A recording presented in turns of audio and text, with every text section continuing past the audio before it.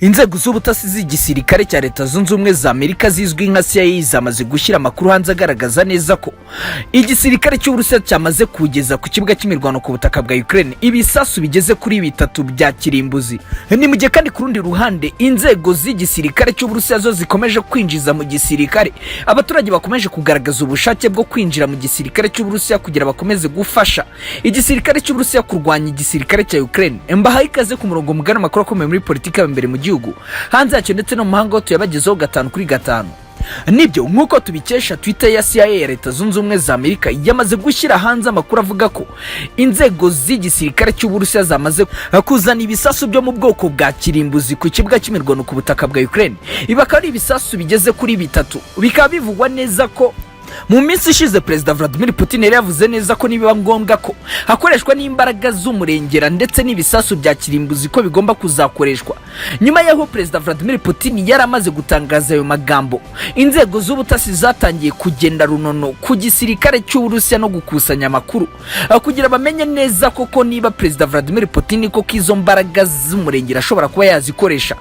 Baza kumenya amakuru ko ari gutegurwa uburyo bwo kwambutsa ibisasu byo mu bwoko bwa kirimbuzi ku kibuga cy'imirwano ku butaka bwa Ukraine. Ngo nibwo inzego z'ubutasi za CIA zaje kumenya amakuru ko igisirikare cy'Uburusiya cyamaze kwambutsa ibisasu bya kirimbuzi byo mu bwoko bwatamo intercontinental ballistic missiles bigeze kuri 3 babijyana ku butaka bwa Ukraine mu rwego rwo kwitegura ko insaha yari yose ashobora kuba havuka imirwano igisirikare cy'Uburusiya gishobora kuba cyakoresha bino bisasu. Nkuko byasobanuwe na Jay White, umwe mu bayobozi bakuru b'inzego z'ubutasi za Leta Zunze Ubumwe za Amerika za CIA, yavuze neza ko babizi neza ko Perezida Vladimir Putin isaha yari yose ashobora kuba yakoresha bino bisasu kandi mu nyungu ze, bikaba byaba bibi cyane ku baturage b'igihugu cya Ukraine cyangwa bikaba bibi ku ruhande rw'isi yose muri rusange. Jay White akomeza avuga ko isi yose igomba guhagurukira rimwe ikarwanya Perezida Vladimir Putin, byaba ngombwa bakaba bamufatira ibihano byikubye inshuro zirenga 10 ku bihano bari bafatiye igihugu cye cy'Uburusiya. Ariko akaba abona ko ari ibintu bikomeje kugorana kuko n'ubundi bikomeje kuvugwa ko Minisitiri w'ingabo w'igisirikare cy'Uburusiya Sergei Shoigu yamaze kugera ku butaka bwa Ukraine, aho akomeje gukurikiranira imyitozo ndetse n'uburyo ibikorwa bya gisirikare bikomeje kugendamo, niba koko n'igisirikare cy'Uburusiya gikomeje kubona intwaro ndetse kandi n'uburyo bagomba kongera imbaraga zikomeye bya gisirikare. Bivugwa neza ko ashobora kuba ari we mu bantu ubaherekeje bino bisasu ubwo byerekezwaga ku butaka bwa Ukraine. Leta Zunze Ubumwe za Amerika ikomeje kugira impungenge zikomeye kubera ko babizi neza ko isaha yari yose Perezida Vladimir Putin ashobora kuba yafata umwanzuro wo gukoresha ibi bisasu, ashobora kuba yanabirasa kuri Leta Zunze Ubumwe za Amerika, cyane cyane ko yakomeje kugaragaza neza ko atishimiye Leta Zunze Ubumwe za Amerika bitewe n'uburyo ikomeza kwivanga muri gahunda zayo n'igihugu cya Ukraine. Bivugwa neza ko ibi bisasu bishobora kuba biherereye mu gace ka Belgorod, aho Minisitiri w'ingabo w'igihugu cy'Uburusiya Sergei Shoigu yururukiye ubwo yavaga ku butaka bwa Moscow yerekeza ku kibuga cy'imirwano ku butaka bwa Ukraine. Bivugwa neza ko ibi bisasu bishobora kuba bicungiwe umutekano wo ku rwego rwo hejuru nk'uko bikomeza bitangazwa n'inzego z'ubutasi z'igisirikare cya Leta Zunze Ubumwe za Amerika. Bivugwa neza ko Leta Zunze Ubumwe za Amerika yamaze gushyiraho ikipe idasanzwe y'abatasi kugira ngo bakomeze gukurikiranira hafi ibyicurwa ry'intwaro za kirimbuzi z'igihugu cy'Uburusiya ndetse n'uburyo bashobora kuba bari gutegura kuzikoreshamo. Gusa ni mu gihe kandi ku rundi ruhande mu gace ka Belgorod ndetse n'utundi duce twa Zaporizhzhia, igisirikare cy'Uburusiya cyo gikomeje kwakira abaturage benshi b'abakorerabushake bakomeje kwiyandikisha kugira babe bajya mu gisirikare bakomeje kurwanya igisirikare cya Ukraine, kuko bamaze gutora ko batifuza kuzakomeza kuba ku ruhande rwa Ukraine ukundi, kuko bamaze kurambirwa n'uburyo Perezida Volodymyr Zelensky yakomeje kubafata, kandi bigaragara neza ko isaha yari yose ashobora kuba yabihumuraho. Bafashe umwanzuro rero wo kujya mu gisirikare, ibintu byakiriwe neza na Perezida Vladimir Putin, maze basezeranya neza ko agomba kubahereza intwaro nyinshi kandi ku bwinshi kugira zikomeze kwifashishwa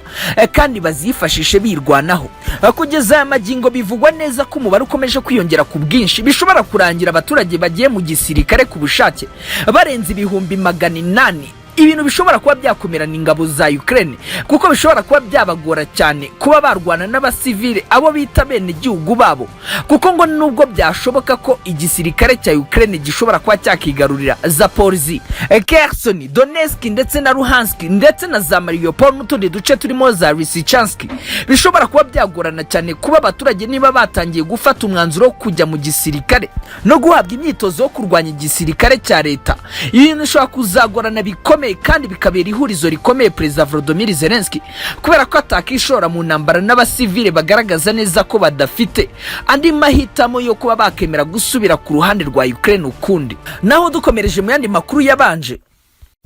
inkuru ikomeye ikomeje kwandikwa mu bitangazamakuru bikomeye imbere mu gihugu cy'Uburusiya, ni inkuru ikomeje kuvugisha benshi. N'abasore bane bari mu itsinda rishinzwe kurinda umukuru w'igihugu ikizwi nka Republican Guard,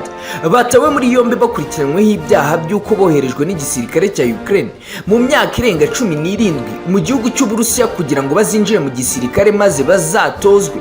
kugeza ubwo bazahitana nyakubahwa Perezida Vladimir Putin. Ni mu gihe kandi ku rundi ruhande igihugu cy'Uburusiya cyahuye n'igihombo gikomeye nyuma y'uko kirashweho ibisasu bikomeye na drone yatanzwe n'igihugu cya Turkiya, ubwo umurongo munini w'imodoka zigeze kuri 16 z'intambara ikizwi nka Bren zageragezaga kwinjira mu gihugu cya Ukraine, maze iyi drone ntoya ikaza kuzirasa zose kandi zikaza guhinduka umuyonga. Ayo makuru ndetse n'ayandi tugiye kuyagarukaho 5 kuri 5 tubasaba gukora subscribe, amakuru yacu akajya bagiriraho ku gihe. Ni amakuru yanditswe mu gitangazamakuru Interfax News yanditse avuga ko hari abasore bageze kuri 4 bakoraga mu itsinda rishinzwe kurinda umukuru w'igihugu cy'Uburusiya nyakubahwa Perezida Vladimir Putin, ubu babaye bafunze bari gukurikiranwaho ibyaha byo gushaka kuba bahirika Perezida Vladimir Putin cyangwa bakamwivukana. Amakuru iki gitangazamakuru gikomeza kivuga, bavuga neza yuko amakuru bafite kandi bafite yizewe avuga ko abo basore bageze mu gihugu cy'Uburusiya mu myaka igera ku 10 cyangwa 12 ishize, ubwo ngo boherezwaga n'igihugu cya Ukraine ngo kugira bazinjire ngo bahabwe ubwenegihugu bw'igihugu cy'Uburusiya kandi boherezwe mu gisirikare kugira ngo igihe nikigera bazahabwe misiyo yo kuba bahirika Perezida Vladimir Putin w'igihugu cy'Uburusiya, ngo kuko ari bwo buryo bwonyine bwagomba kuzaba bwizewe bwo kuba bahitana nyakubahwa Perezida Vladimir Putin. Nyuma y'uko ngo aba basore bakomeje guhabwa icyizere gikomeye cyo kugenda hafi ya nyakubahwa Perezida Vladimir Putin, ngo bari bategereje gusa amahirwe matoya bakazabasha kumwivugana mu buryo busa nkaho butunguranye. Ngibi bikaba byaraje kuvumburwa n'abatasi b'igisirikare cy'Uburusiya ubwo baje kumenya neza yuko igisirikare cya Ukraine kibifashijwemo na Leta Zunze Ubumwe za Amerika gishobora kuba cyarohereje abatasi mu gisirikare cy'Uburusiya kugira ngo bazakore operasiyo yo guhitana nyakubahwa Perezida Vladimir Putin. Nyuma y'uko ayo makuru yaje gutakara mu biganza by'ubutasi bw'Uburusiya, abakomeje gukora ubutasi mu ibanga rikomeye kugira ngo bazamenye icyo gikorwa uburyo kiri gutegurwa n'igihe kiri gutegurirwamo, ngo baje kumeza yuko ngo rero nta bundi buryo bushoboka ko umusirikare yazica nyakubahwa Perezida Vladimir Putin keretse yuko ashobora kuzicwa n'abantu bamurinda be ba hafi. Ibi